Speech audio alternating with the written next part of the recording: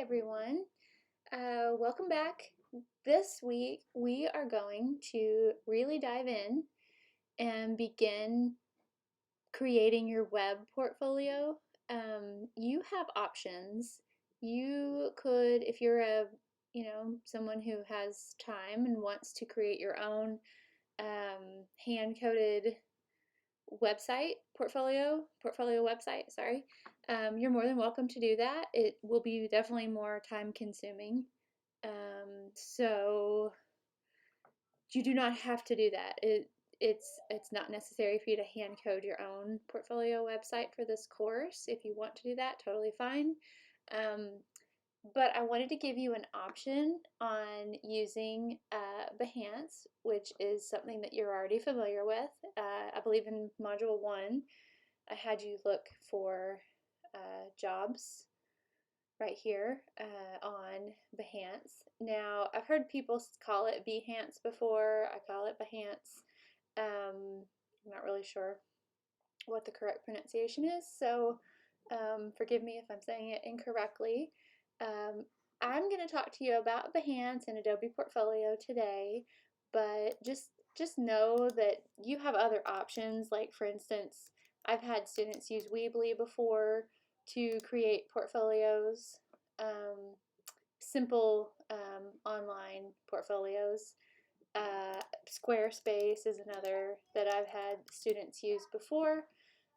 So you're very open on what you choose to do with this particular project. All that I am going to require is that it be a web-based portfolio, something that you could easily send the link to your portfolio to a potential employer, or you could put that link in your resume or even on your business card if you want. So it does need to be web-based. So let me show you Behance just a little bit. You have researched it before and looked at other people's portfolios, I'm sure, but I do want you to take some time and do that. For instance, here is, I'm recognizing Paul Tranny. He is a Adobe evangelist. I've watched tons of his tutorial videos explaining new Adobe products and new Adobe features. So this picture just caught my eye right off the bat. So this is something that I kind of want to check out.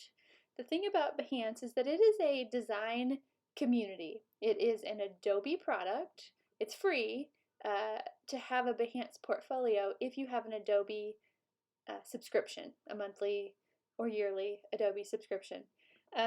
What's cool about it, though, is, like I said, it's a community. So I can follow this particular designer if I want to be updated on her latest projects. What's really cool here is that with every project that someone uploads, they're able to add in the particular tools that were used for that particular project. I could save it if I wanted to go back to it someday, add it to a mood board. I can like it or appreciate it. And you can also see that even though this is,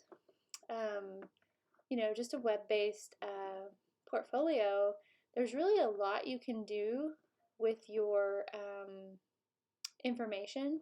You can add in lots of different imagery, color palettes that they used for this particular project, really nice imagery.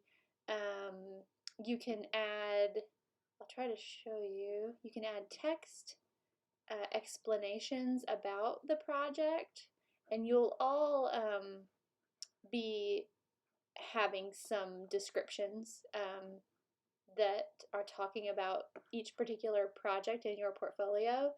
And the other thing that's cool, if you continue scrolling down, you can see the creative fields that have been tagged.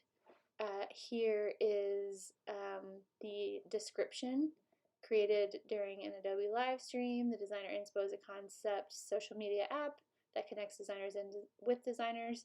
So this is a place where you can put the description of your particular project. You can have a date, And what's really cool is the community can then go in, other users or members of Behance can come in and comment on your project.